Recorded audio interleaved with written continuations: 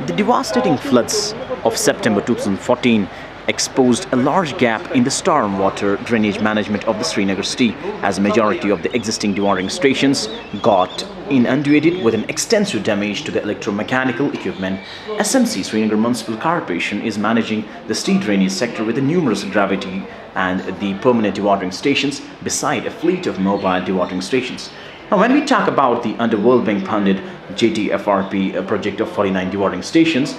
this project is basically executed by the SMC as an project implementing unit. The main features are as now: the installation of these electromechanical equipments is 1 meter above the 2014 HFL recorded, and the installation of the standard submersible pumps, control panels, automatic voltage regulators, diesel generators, transformers, and the facilities for the operation of the staff has been taken care of.